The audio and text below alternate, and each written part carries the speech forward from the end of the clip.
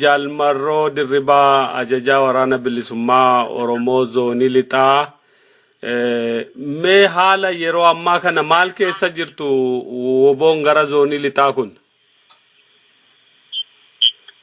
Ayyee egaa WBO'n gara zonii lixaa waan kanaan dura keessa ture irraa adda ta'ee wanti haaraan hin jiru. Yeroo dheeraas akkuma ati quba qabdu namuu quba qabu naannoo gara lixaa kanaa lolatu jira. Lola mootummaa abbaa irree paartii biyya bulchu waraanaa ummata Oromoo zonii adda addaa irratti bobbaasee waliini waraanni bilisummaa Oromoo yeroo dheeraaf lola keessa ture. Ammasi sanumatu jira wanni adda ta'e hin jiru. Dhiyeenya kana keessumattuu addatti akka arginutti mootummaan isiniin komachaa jira. Namoota nagaa irratti tarkaanfii fudhatu bulchitoota adda addaa kana hin miidhuu hin ajjeesu jedhee boombii darbatu waan akkasiitiin isin himachaa jira. Waraanni bilisummaa Oromoo gochaa akkasii irratti bobba'ee jira.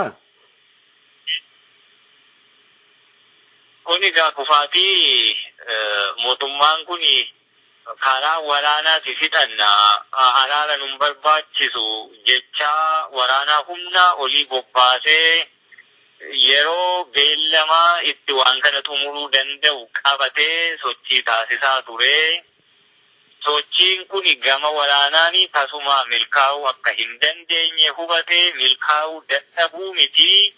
Waraanni isaa dhumaatii isa dhaqqabee fi kasaaraa gama waraanaan isa irra ga'e irraa hifachuuf muufachuutu jira. Kanaaf namni hifatee fi muufate ammoo yeroo hedduu waan inni odeessu beekamaadha.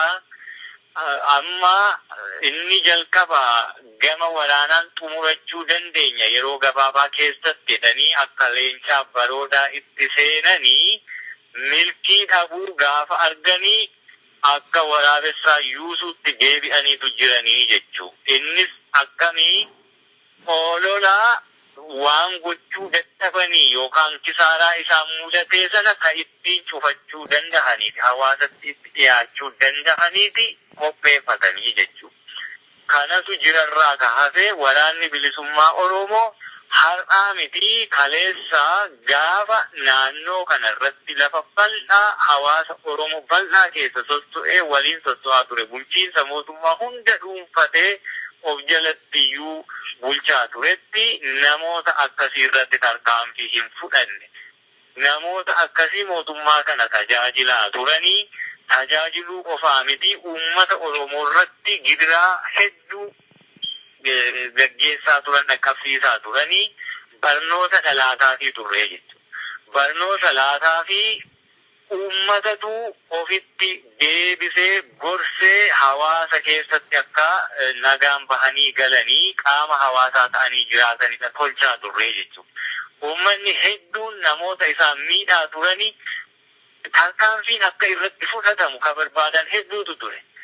Nu kana hin goone barsiisaadha turre walgahii hedduu walgahii uummanni baay'een irratti hirmaataa ture irratti namoota akkasii kana ajjeesuuni furmaata hin ta'u. Ajjeechaan furmaata miti. Barsiifachuu dabaa muka qottoo fi abbumaa qajeelfachuu qabna jennetiniini barsiisaa turre. Isa kana qaamni mootummichaa haala kanaani barsiifameetu gorfamellee ragaa ba'uu danda'u otoo nama ta'anii miciraan namummaa qabaatanii.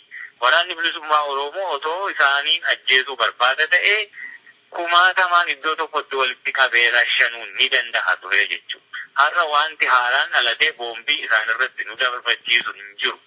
Manii irratti xiyyaafannee jirru beekna akeekaa baanee fi beekna eenyutu nu lolaa jira eenyutu lolaa jirraa beekna. Ammoo uummanni Oromoo gara bal'eessa saba nagaa jaallatu waraanni bilisummaa Oromoo fi ilmaan uummata kanaati. Namoonni kun heddumminaan hojiin isaan hojjetanii hojii baay'ee suukkanneessaa gadhee hojii piroofeeshinii isaanii irraa hin eegamne hedduu hojjetanii garuu ammallee jiraataatuma jiru jechuudha. Sadarkaa kanatti obsa qabnaafi. Kanaaf mannaan mootummaa suni himannaa mootummaa fi himannaa nama faallaa keenya dhaabbateeti. Nama faallaa kee dhaabbaturraa immoo wanni ati dhageessu kanaa jechuudha. Kanaachi uummanni nagaan maatiin namoota akkasii sunillee guyyaa tokko waraana bilisummaa Oromoo himateen beeku jechuudha. Namoonni jeefaman sun maatiin isaaniitu hin himanne jechuudha. Maaliif hin goone waan ta'eef waan hin goone tokko sin himatanii haqi jirus kanuma. Waraanni bilisummaa Oromoo manii irratti xiyyeeffate qabannaa jedhamu maal jechuudha? Lammata immoo egaa hidhattanii sochii qabsoo bilisummaa Oromoo keessa akka waraanaa seentanii eenyu irratti tarkaanfii fudhattu sin? Inni kun ifa waraanni bilisummaa Oromoo manii isaa beeka jechuun qaama leenjii waraanaa qabu mootummaan kun bobbaasee jiru irratti tarkaanfii ka fudhan. Kaa hidhatee nu lolu jechuudha. Kanarraa kaafee poolisaa fi qora bittinneessaa fi milishaa Oromiyaafuu garaa bal'annee finiinii gara bal'inni keenyisuun sodaa fakkaatee yeroo itti miidhaan nurraan gahaa turan miidiyaa adda addaa irratti illee argiteetta jedheenaaf jechaa ni ture. Hanga sadarkaa sanaatti illee eeggannoo gooneerra. Amma qaama hidhateetiin alatti namni nuti irratti tarkaanfii fudhatu akka hin jirre fi ibsuufi kana kanan jedhu. Hedduu gaariidha Jaal Marroo. Akka amma dhageenyutti guyyaa kaleessaa immoo yookaan dheengadda waliigalteen tokko mootummaa otoo hin taane paartii biyya sana keessa jiran kan Oromoo shan gidduutti irra gahamee jira. Waliigalteen akkanii kun yeroo jalqabaa ta'uu baatus inni kun addatti muummichi ministeeraa biyyattii Abiy Ahmedis argamee dhaamsa sana fuudheera mariirra jiraachuu baateyyuu akka waliigalteen irra gahame kun haasa'amutti Oromiyaa keessatti nagaa buusna waliin Oromoof qabsoofna waan jedhu wayii paartiileen Oromoo shan waliigalanii mallatteessa waan jedhu wayii dhageenyee jirra. Waan kana irratti maal yaadi keessan tarii yoo dhageesseetta ta'e? Eegaan miidiyaa marraatiin galgaluma isaan ibsa kennanii akkuma nam tokkotti dhaga'ee ibsa sanas dudduuba isaa gaafachuu fi keessoo isaa hubachuuf yaalii taasise namoonni walii galani namootuma durayyuu waliin jira wal dhuunfatee wal quba qabu jechuudha. Wanni haaraan tokko dabalame iyyuu hin jiru. Walii galuu rakkoo nageenyaa Oromiyaa keessa jiru furuu fi walii gallee jedhani. Wanti adda isa taasisu tokko iyyuu hin jiru. Isaan achitti walii galuu yookaan wal dhabbee dhuunfaa keenyaa furanne jechuu fi rakkoon nageenyaa Oromiyaa keessa jiru furama jechuun gargari waluu hin argu. Rakkoo nageenyaa Oromiyaa keessa jiru guutummaa biyyattii keessa jiru furuu fi paartii siyaasaa achitti rakkoo adda addaa qabu walii galu osoo hin taane qaama hidhatee jiruu fi Oromoo bal'aa uummata Itoophiyaa keessa jiru cunqurfamaa bal'aa rakkoo mootummaa waliin qabu waliin walii galuu ka barbaachisu. Warri akkasittiin isaan walii galleedhaan hedduun isaanii uummata waliin lola warra qabu. Rakkoo qabsoo har'aa ka gara dabarse uummata Oromoo ka afaan faajjesse. Burjaajii har'aa kana keessa kanu galche warra uummatatti araaramuuf fedhu isaaniiyyuu. Isaantu uummata waliin as garagalee walii galtee mallatteessuu walii galee rakkoo kana furuu qaba malee warri Finfinnee jiru durus waliin jira achuma wal bira jira. Walii galteen akkasii sabaa fi deebbii hin qabu. Walii galteen akkasii furmaata waaraas fiduu hin danda'u. Kaleessas eengaddas miidiyaa irratti irra deddeebi'ame walii galle inni kun siyaasa fedhii dhuunfaa achitti bulbulamaa oolu har'a walii galle bor wal dhabne rakkoo fi fedhii namoota gidduuti jechuudha. Rakkoo isa lafa irratti har'a biyyittii keessatti hundee jabeeffatee deemaa jiru furaatti hin jiru furuus hin danda'u. Walii galteen sun akka biraatti immoo paartii siyaasaa ka mootummaa harkaa qabu fayyada. Afaan faajjii sanaanii qabsoo uummanni mootummaa kana gaaffii gaafatee hudhee qabu jirudha hafuura baafachiisuu fi warri kaan uleedha ta'an. Yookaan immoo uummata dogoggorsuuf mootummaa sana hanga ta'e hafuura baafachuuf ibsaadha ta'aniifi jechuudha. Kan kanarraa hafe waliigalteen suni lafarratti qabatamaanii gaaffii hawaasaa deebisuufi miti. Waliigaltee akkasii achi teessee mallatteessuu maaloo yeroo gubuu miti ka barbaadu. Waraana harkaa qabdu bobbaastee uummata fichisiisaa jirtu taasisu rakkoo ka furuu danda'u isa kana. Nama hiitee jirtu hiiku. Nama yaaddoo nageenyaa godhatee bahee galuu dadhabaa jiru mana isaa irra deemte adamsuu dhiisu. Kanatu rakkoo kana furuu danda'a malee ati wal mallatteessaa oolte namni du'uutti jira. Kuni furmaata maalii qaba jettee yaaddare. Kanaaf waliigalteen suni waliigaltee jalqabumarraayyuu dhoksaatiin deemsisamaa ture. Namni inni kun ilaallatuu fi rakkoo harkaa qabu keessa hin jirre waliinsaan beekamne miidiyaa irratti as bahe argine jechuudha. Dhugaadha akkuma tuu kaafte waliigalteen sun waan duuchaa wayiiti paartilee gidduutti waliigallee kana hojjannaa akkas goonaa waan jedhu wayiiti kan kakkaasanii gaaffileen ijoo Oromoo nama ati tuttutte waraanni fi koomaandi poostiin Oromiyaa lixaa fi Oromiyaa kibbaarratti buufamee jiru hin kaane deeggartoonni miseensonni adda bilisummaa Oromoo ganoota dabalateedhaa keessa kan jiran amma ni kamne waajirri dhaabaan banamne deebii namoonni ajjeefamaa jiru kanneen hidhaman ni kamne asuma dabalatee immoo dhaabarraa qaamni waraana bilisummaa Oromoo bosona keessa kan lola itti jiru jira isa wajjin wanti dubbatame hin jiru.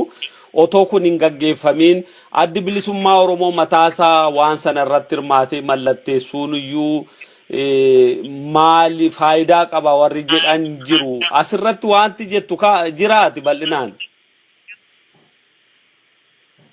Addi bilisummaa Oromoo jara kana waliin beeki walii galee wal mallatteessee Asmaraarraa gara Finfinneetti dhufeera. Waliigalteen akkasii ammas irra deddeebi'amee mallatteessamaa ture. Inni ammaa kan maaliiti? Waliigaltee akkamiiti? Akkasumas paartiileen siyaasaa gariin shanimoo jaha jedhanii achirratti hirmaatanii kanaan dura wal mallatteessanii waliigallee Oromoon tokko ta'ee hojiitti jira jedhameera.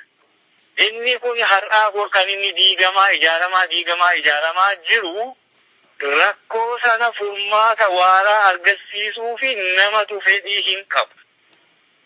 Tooftaa itti mootummaan kun yeroorraa yerootti paartiilee siyaasaa adda addaatti dhimma bahee bira dhaabbatee suuraa ka'ee maxxansa adda addaa maxxansee rakkoo huutee isa qabatte keessa hulluuquu sabsasii tolfateeti. Waliigalteen kun addi bilisummaa Oromoos kan waraanni isaa diida jiru dhiisi ka waraanni isaa mootummaa harka jiru miseensummaa adda bilisummaa Oromoo irraa mulqanii paartii siyaasa ofiitti as deebisanii qaama tikaa waraanaa maal godhanii ittiin dhaabicha cabsan sana dhiisi miseensotuma ka isaa waajira isaa keessaa qabamanii warra sanaafuu osoo hin dubbanne waliigaltee akkamiiti mallatteessu. Quunnamtii isaanii hin qabnu wal quba hin qabnu waan ta'eefi waan isaan kana godhaniif iyyuu hubachuu hin dandeenye jechuudha. Akka nam tokkotti akka ilaalutti immoo qabsoo Oromoo harkaa qabanitti waan qoosan natti fakkaatti. Madaa ofiitti quba naquusu. Isuma amma kaafte irratti keessa iyyuu haala akkasii keessatti abaawoon mallattoo kana keessa galuun qabu kan jedhu kaafte qabsoo ofii irratti qoosuudha iyyuu jettee kan kaafte kuni addi bilisummaa Oromoo silaa maal gochuu qaba akka yaada keetti? Addi bilisummaa Oromoo akka jaarmiyaa qabsoo bilisummaa gaggeessaa ture tokkotti dhoksaa jirtu. Akka kanaan duraatti paartiilee siyaasaa biyya keessa jiran yeroo barbaadetti mootummaa waan barbaade dhimma itti ba'uu sanaa ulee ta'uun qabu ture. Addi bilisummaa Oromoo dhoksaa jirtu ittiti adda addaa jiru sabaa fi ifa gochuutu irra jira. Addi bilisummaa Oromoo waajira mataasaatu dhabuutti jira. Bakka adda addaatti miseensonni isaa warri waajira sana dalaganii qabamanii hidhamanii waajirri isaa cufamee alaabaan isaa bakka adda addaatti gabbuufamee gubamee qaama nageenyaa qaama tikaanii to'atamee namni rakkoo keessa jira. Waajirri banaa jiru immoo akkasumatti hojii tokko kan hin qabne namni dhaqee achi keessa taa'aa jira. Namni immoo waajira qabna jedhee yeroo dhaqee itti goree yeroo achii bahu qaama nageenyaaf qaama tikaatu duubaan bu'ee hordofee to'ata. Kanaaf addi bilisummaa Oromoo sabni Oromoo waan gochuu qabu himuutu irra jiraata jechuudha. Sodaachuu hin qabu. Warri Finfinnee keessa jiru waajira gullallee taa'u. Waajira gullallee keessatti waan takka hojjechaa hin jirre ifa waan takka dhoksaa hin qabu. Namni ammoo waajira kaasii qabnaa jedheetiniini itti goraa rakkoo himachuudha. Furmaata barbaachadha. Furmaata argatu hin qabu. Yeroo achii bahu tikatu naannoo sanatti wal ga'ee jira. Hordofee akkasittiin isaan to'ata. Kanaaf akka biraatti waajirri kun iyyuu naannoo irraa ilmaan Oromoo adamfamanii qabaman ta'eera. Akkasittiin quba qaban. Kana jala muranii malaasanii sabaaf himuutu irra jiraata. Uummanni isaaniif laalee burjaaja'uu hin qabu, daguutti seenuu hin qabu. Kaleessa gaaffii ofiisaa harkatti fudhatee gaafate mootummaa muddee deebii argachuu jala ga'ee ture kana doomsuu hin qabanii jechuutti hin jiran. Doomuu hin qabu gaaffiin sabaa. Sabni ofiisaa ibsanii waan anuutti jira. Dhiisuufii qabanii jechuudha. Ulee ta'uu hin qaban. Saba burjaajessuu hin qaban. Daguu keessa dhugashuu hin qaban. Karaan qaxxaamuraa tokkoyyuu hin jiru. Sabni ofiisaatti fiigee waan asiin gaafate kana jala gatachuuni gaafatama seenaa jalaallee isaan hin baasu cubbuullee jechuudha. Kana kanii jala muramee beekamuu qabu. Kana ibsuu hin danda'an taanaan immoo qaamuma mootummaa burjaajii uumee gaaffii Oromoo kana dabarsuu sana akkuma OPDO guyyaa tokko hidhaan seenne guyyaa tokko rakkoo tokko kan gine lafumaa kaanii dhufanii qabsoo bara dheeraarra turre saba kanaa qabsoo gaggeessinee asii hin geenye jechaa jiran sanaa sanatti dhaqanii dabalamurraa adda hin taatu jechuudha. Kanuman siin jedhan. Keessaayyuu kan namoonni baay'ee immoo itti aaranii jiranii Abiyyi mataansaa waliigaltee sana gara dhumaarratti argamee haasaa inni dubbate keessaa tokko gaaffiin Oromoo waggaa 40 dura ture har'a hin jiru. Gaaffii xixiqqoo qabannee deemuu hin qabnu kan jedhu wayii kaasee jira. Waan kana gaaffiin Oromoo waggaa 40 dura ture har'a deebii argateera. Obboleessa kiyyaa jaartii ilmaan sagal qabdutu turtee jedha Oromoon. Ilmaan sagal waliin yeroo hundumaa beeloftii guyyaa tokko nama ollaa ishee cina qabutu yaamee bakka cinaa ooltee deebitee jedhan. Ijoolleen isii ayyoo ni beelofnee jennaan har'allee namni waan beelaa haasa'u jira dhiiroo jetteedha. Iddoo isheen ooltee dhuftee quba qabaattu. Rakkoon Oromoo waggaa 40 miti, waggaa 100 miti, yookaan guyyaa 40 miti. Gaaffiin Oromoo waan deebi'e waan jijjiirame hin qabu. Inumaayyuu ka gaafa tokko jedhanii habashoonni miila isaanii daangaa Oromiyaa keessa dhaabbatanii karoora jalqaba gaafasii turetu har'aa waan milkaa'aa jiru fakkaata. Gaaffiin Oromoo bu'aa yookaan injifannoo innillee qabsoo isaatiin argate ka isa kaleessa duuba waggaa hedduu isa deebisuu fi bakka jalqabaa gaafa lola isa Walloo lola isa Arsii keessaa isa gara sanaatti nu deebisutu fakkaataa jira malee gaaffiin Oromoo har'a deebii argate jechuu nu dandeessu tokko iyyuu hin jiru.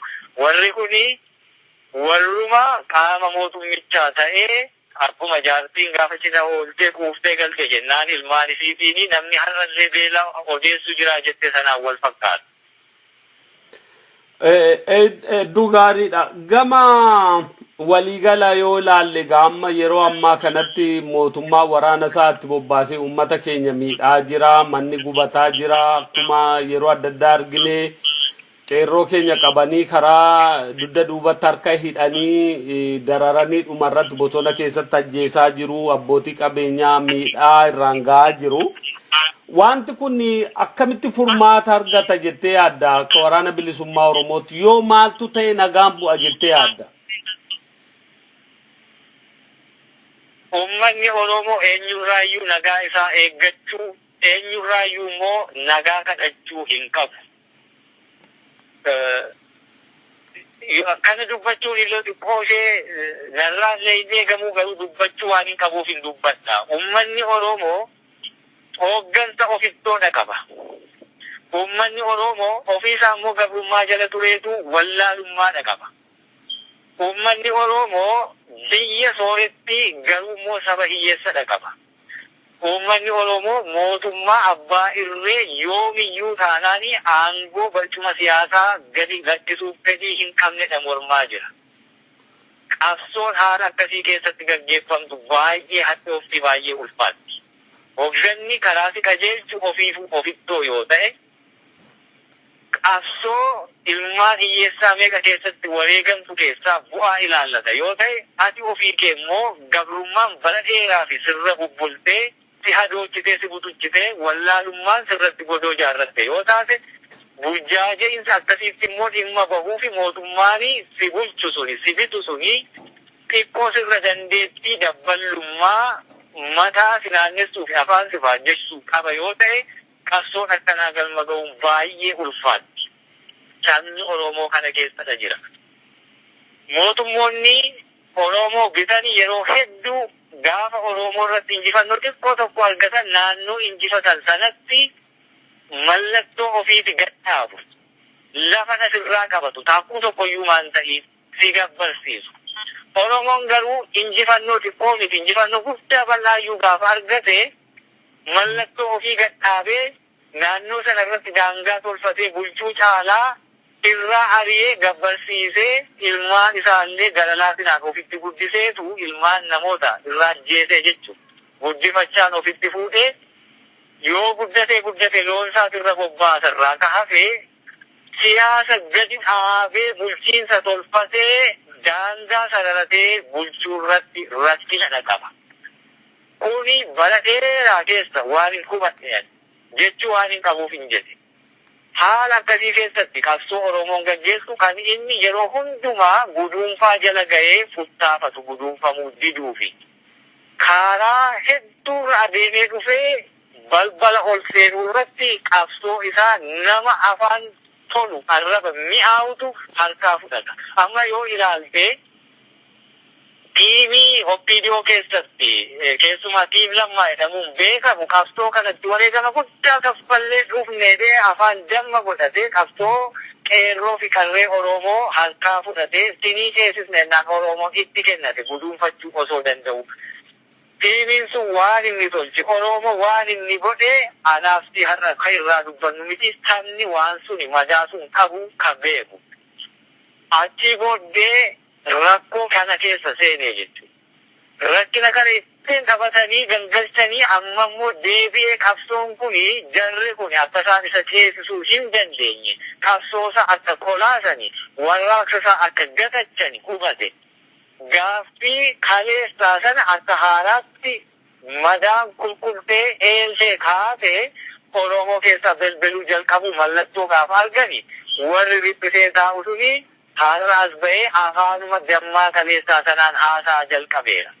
Oromoon waan akkasiin gowwomuu irra hin jiraatu karaa gabaabaarra wareegama osoo hin kaffalle deebii inni argatu hin jiru.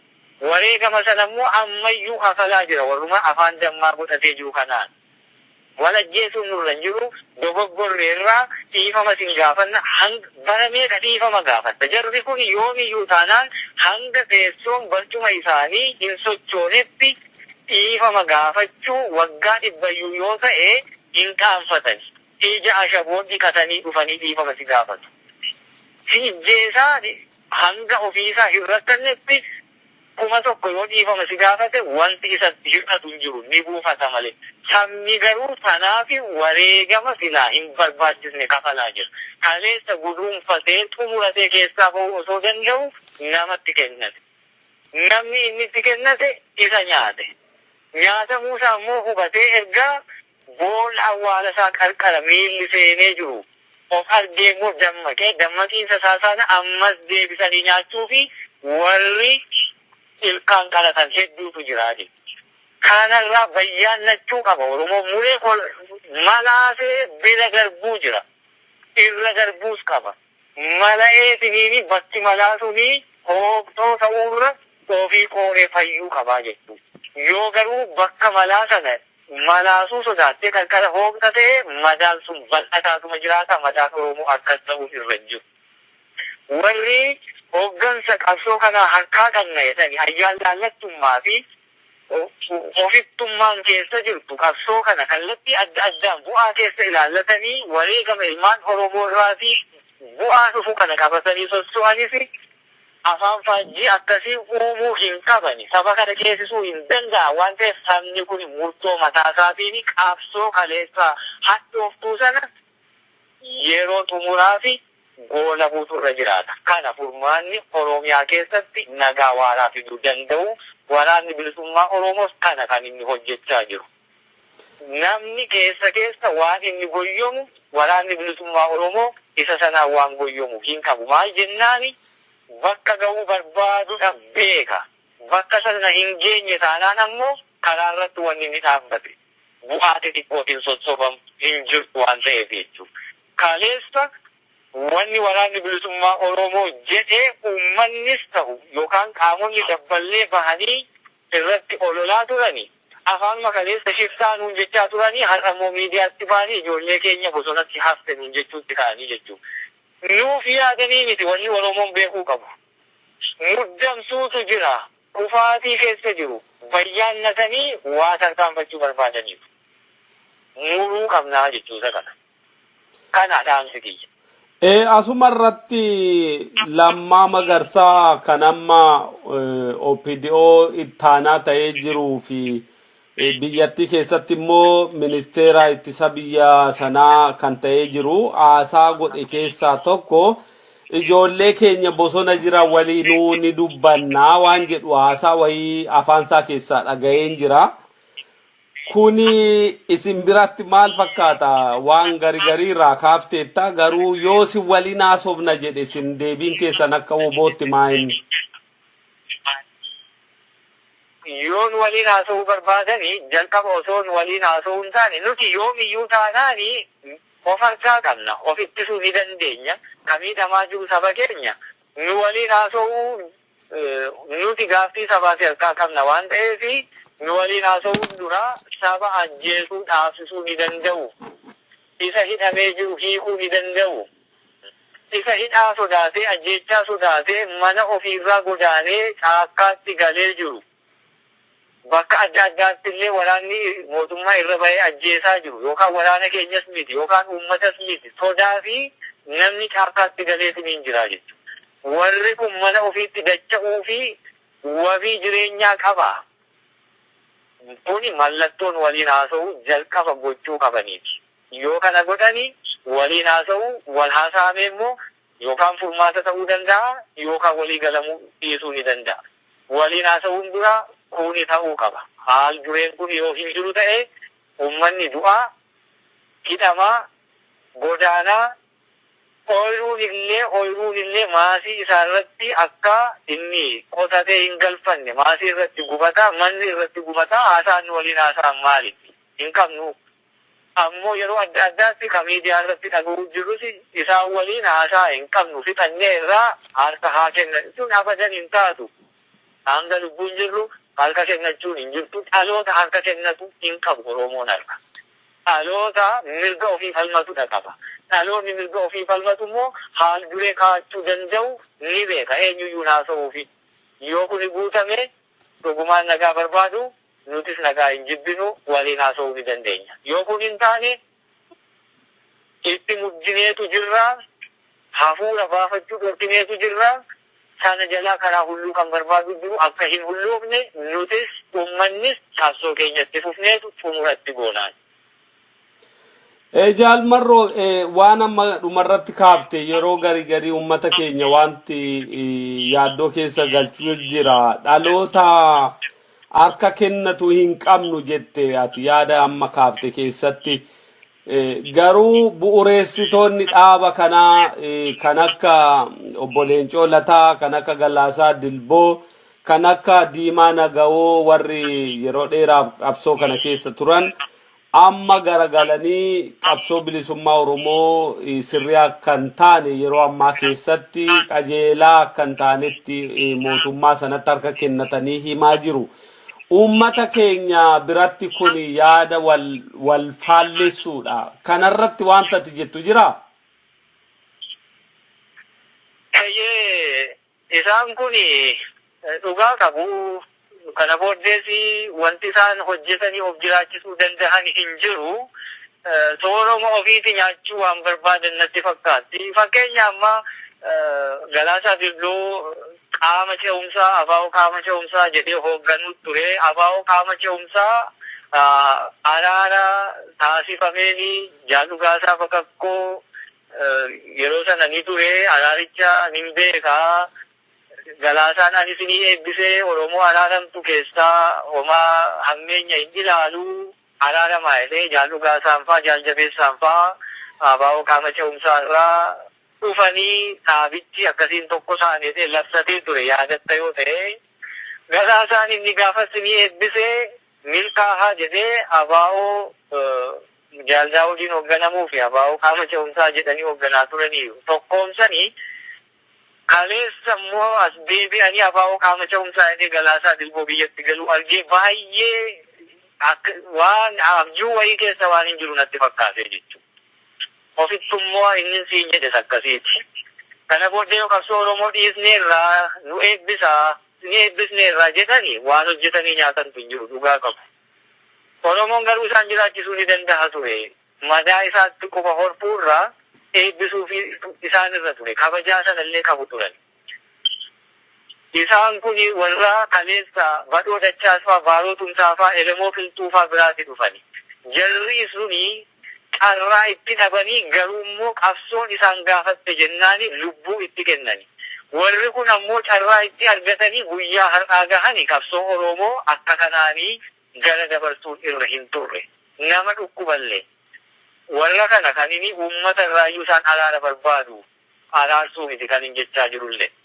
Kanaaf isaan egaa sooroma ofii yoo nyaatanii madaa dhimmatti hin qabnu. Isaan irraas waan eegnu hin qabnu. Kana booddees wanni isaan jijjiiruu danda'an hin jiru. Garuu achi ta'anii saba burjaajessuuni cubbuu guddaa. Seenaa gaafatama seenaa jalaalleen ba'an. Uummata isa kanarraati waa'ee guutummoo guddoo nama rifachiisa. Achirraa wanni takka eegan hin jiru. Akka wangooni diboon hoolaa naa bu'a jettee jala deemaa oolte jedhan sanaati ta'a jechuudha. Diboon ofii citeen bu'u jettu taaltee yoo kutatte irraa kaase.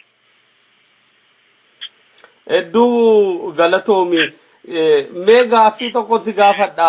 Abiy Ahimad akka aangootti dhufeen wanti inni bakka adda addaatti haasa'aa jiru filosoofii maddamar jedhu qabatee deemaa jira. Waan kana woboon dhaga'ee jira maal jettu waan maddamarii inni haasa'u kanarratti? Filosoofiin maddamar jedhamu Abiyyiyyuu miti suni habashoota by the way namooti akkanaa kun heddumminaanii guddisa piroojeektii Oromiyaa keessatti yeroo dheeraa booddee Oromoo ittiin qabachuu fi habashoonni tolfatan. Ankanan beeka. Namoonni har'aa dhaaba OPDO keessatti aangoo olaanaa irra jiranii bakkoota adda addaatti kaadhimamaniitu ijoollummaarraa yeroo dheeraa fi guddifamaa dhufani. Amiinummaa Oromoo keessatti argatanii afaan Oromoo dubbatanii Oromiyaa keessatti jiraatanii maatii Oromoo keessa firoomanii waliin jiraatanii yeroo dheeraa turaniitudha dhufani. Inni kun biyyoota hedduu keessatti ni hojjetamaa jechuu. Ijoollummaa irraa kaasanii karoora waggaa 50-60 qabatanii biyyoonni hojjetan hedduutu jira. Inni kun reef milkaa'u jira habashootaaf. Waraanaan erga Oromoon isaan injifatee yeroo dheeraa keessa deebi'anii dhufanii ilmaan isaatti dhimma bahanii. Kanaaf maddamar fiqir maal wanneetan suni piroojeektichi kan isaatiiyyuu miti inni garuu qaama piroojeektii guddisa sanaati. Kanaaf filosoofiin suni filosoofii habashootaa kaa engaddaa ayyaana fa'aa kanarratti walaloo yoon dogoggoruu baadhettuuta jedhu yookaan manga akkasii fa'aa qaama sanaatiin. Silaa namni kuni dhugumaan qabsoo Oromoo qarreefi qeerroon meeqa miila harka itti cite qalbii itti cabe shamarran keenyi itti gudeedamte. Egaa isa kana hedduminaan maayikalaawwii fi manni hidhaa hedduu hin mul'anne haa dubbatuuti. Kan kana ta'an hundumaati qabatee jira osoo ta'e bakka sanatti obsa sana qabaatee harka walitti rukutanatti hin fakkaatu. Ani isarraa inni hojii isaati hojjetaa jira. Warra isarraa waa eegutu nama mufachiisa. Kanuman siin jechuu barbaada isa. Hedduu bareedaadha. Mee akka namni hubatutti gaaffiin Oromoo kan dhalli Oromoo dammaqee beeke irraa maquu hin qabne yoo inni galii ta'e malee nuti hin dhaabbannu jedhamu maa inni ifatti kan sin qabatanii deemtan? Gaaffiin Oromoo yeroo hedduu namoota baay'eetiin akka olloonni isaa sabaaf sablammoonni cunqurfamtoonni Itoophiyaa keessa jirani sodaa irraa godhatanittidha xiyyeeffamaa ture. Gaaffiin Oromoo walqixxummaa bilisa ta'ee eenyuunuu gaditti osoo hin ta'ini eenyuunis osoo hin caalini eenyumaaniyyuu immoo osoo hin dirqamin ofii isaatii bilisa ta'ee wal dammaqsee haqa jiru walii himee wallaalaa ofii barsiifatee erga baree booddee waan itti amanu mirga hiree murteeffannaa isaa yoo mirkaneeffatedha deebii argata. Inni kuni haala har'aatiin miti kan inni ta'u. Oromoo isa tokko bitattee Oromoo isa tokko goyyomsitee Oromoon inni kaan wallaalaa Oromoon inni kaan dammaqa akkaataa kanaan miti ka ta'u. Jalqaba bilisa ba'uudha qaba. Sodaa kamirraayyuu dhiibbaa paartii siyaasaa kamirraayyuu eenyurraayyuu walaba ta'ee barachuudha immoo qaba. Biyyi isaa maal akka taate aadaan isaa afaan isaa maal akka ta'e eessaa ka'ee eessa akka ta'e gabrummaa akkamii jala akka ture amma immoo maal akka barbaadu erga baree booddee kanatu naa ta'a jedhee murteeffachuu barbaadu Itoophiyaa irraa keessatti sabaaf sablammoota Itoophiyaa waliin walqixa biyya Itoophiyaa jedhamtutti amanee waliin jiraachuu barbaada yoo ta'e erga baree namni sana dura dhaabbatu hin jiru. Lakki Itoophiyaa kaleessa namiite sana Itoophiyaa kaleessa keessatti salphattee fi mataa gadi cabsadhe kana waliin jiraachuu hin danda'u. Biyya walaba taateen ijaarradha yoo jedhee inni kunis humni dura dhaabbatu hin jiru.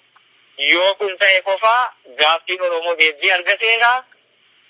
Kanarratti qabsoon Oromoos goolabameera jechuu ni dandeenya. Hanga kun hin taanetti namatu isa jirtee namatu isa burjaajessiisee namatu anutu siif qabsaa'e. Keessumaa immoo warri kaleessa lubbuu isa baasaa ture, isa gubaa ture, isa ajjeesaa ture, isa hidhaa turetu qabsoo kee anatu sii qabsaa'aa ture jechaa itti qoosaa.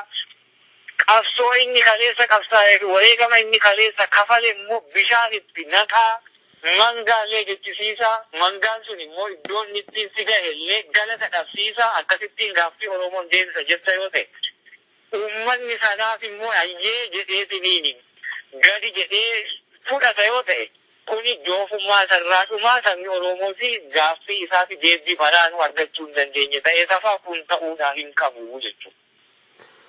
Ayyee gaaffiin koo gara dhumaarratti qabsoon kun uummata Oromoo rakkoo keessaa baasuu irratti xiyyeeffatee jira. Qabsoo kanaafis namoonni wareegama gurguddaa baasanii qabsicha yoonaan ga'aniiru.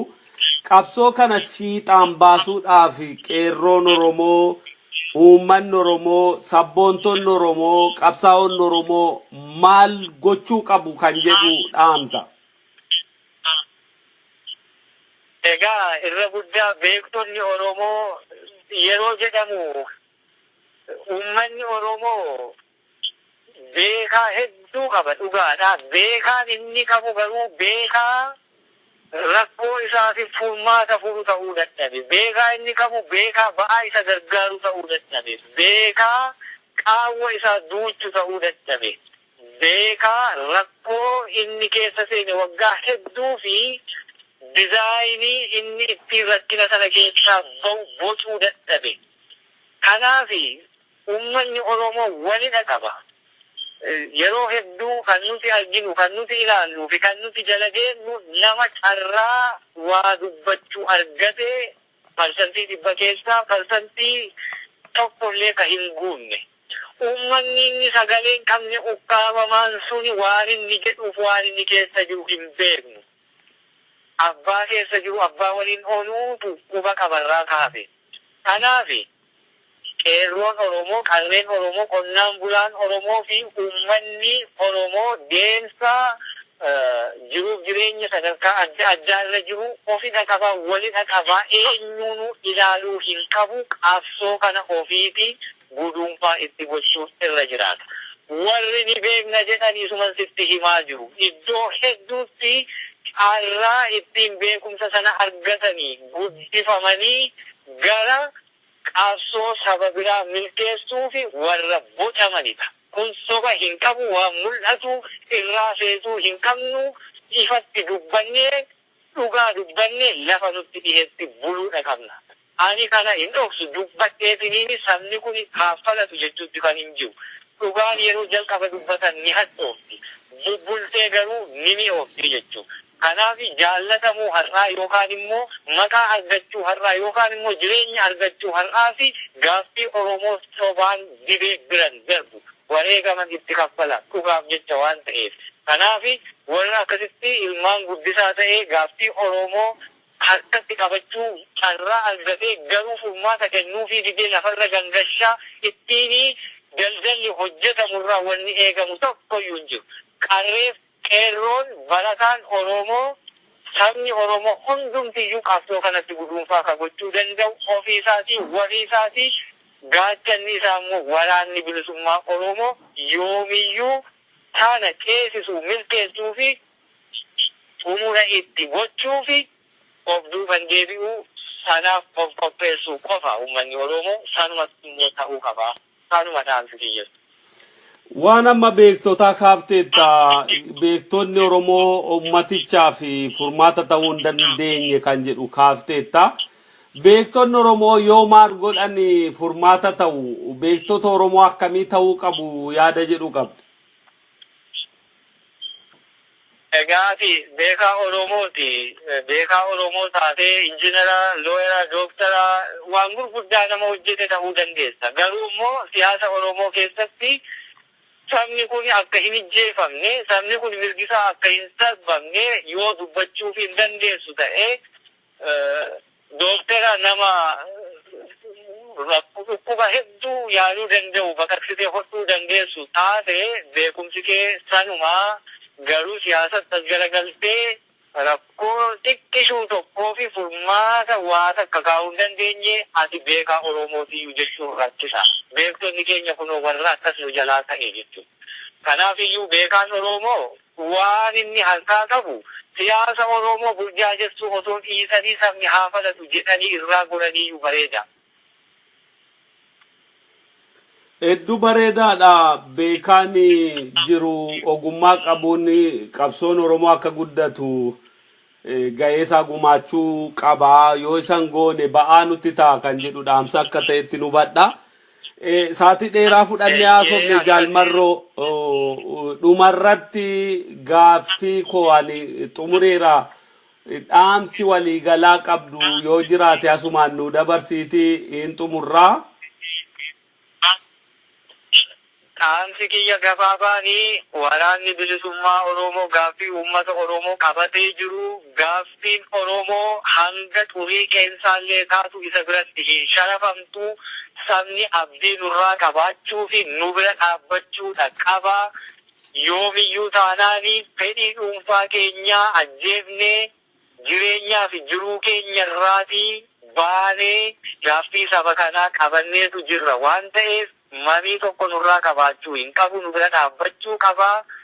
Isa kana immoo yoo nuti ni ta'aa fi Oromoof jecha irra jirtii sabaaf jecha araarri jiraatee araarri karaa nagaa qabsoo gaggeessuu jiraate itti seennee nu deeggaruu sun hin jiru jennee goyyomsaa jirtu lakki hin salminu jennee qabsoo keenya itti fufna. Taanaan ammoo gaaffiin saba keenya deebii akkan arganne hubanneetu kana goone waan ta'eefi sabni nutti amaneen waliin hiriiree kana waliinii xumura itti godhachuu qabnaa kanaaf of qopheessuu qaba sabni kanaaf karaan jirtu yoo karaa nagaas dhufuu danda'a ta'e karaan jirtu yoo karaa qabsoo dhiigni keenya dhangala'ee dhufuu danda'a ta'e waraana bilisummaa Oromoo qofa ta'uu hubachuu qaba uummanni Oromoo kan inni qabus abdiin isaas isuma kana qofa waan ta'eefi kanarratti of jabeessuutu irra jiraataa kanarratti nu bira dhaabbachuutu irra jiraata uummanni Oromoo dhaamsi kiyya kanuma bakkoota adda addaatti saboonni hedduun of ijaaruutti jiranii Itoophiyaan rakkoo baroota dheeraa wal suphaa wal gangalchaa dhufe gara futtaa'uutti jiru keessa jirti waan ta'eefi sabni hedduun kana hubatee qophii gochaa jira. Ka qophiin qabnee fi ammallee rakkoo keessa jiru Oromoo gaafa inni futtaafate Oromoon garatti garagalullee hin qabu. Waraanni bilisummaa Oromoo abdii isa kanaa fi wabii isa kanaafidha ciccinee dhaabbachuutti kan jirru. Wanti harkaa qabnu haa xiqqaatu haa guddattu rakkoo uummata Oromoo dhaqqabuuf deemu rakkoo xiqqoollee oolchuu danda'a jenneetu ciccinee meeshaa keenyatti rarraanee kan jirru. Uummanni Oromoo meeshaa isaa of keessatti waraana isaa of keessatti jabeessee kunuunfatee qabachuutu dirqama isa kana jabeeffachuutu irra jira. Kanumaaf qophii gochuutu irra jira. Gaaffiin Itoophiyaa keessatti deebii argachuu didee irra dibamaa irra dabamaa darbe osoo hin jaalatiin kan namoonni hedduun yeroo hedduu fi ukkaamsanii irra taa'aa turani akka voolkaanootti ta'uu jalqabeeraa jechuudha. Qo'iinsa kana keessatti sabni qophiin qabne Oromoo ammayyuu taanaan irra deebiin dubbata.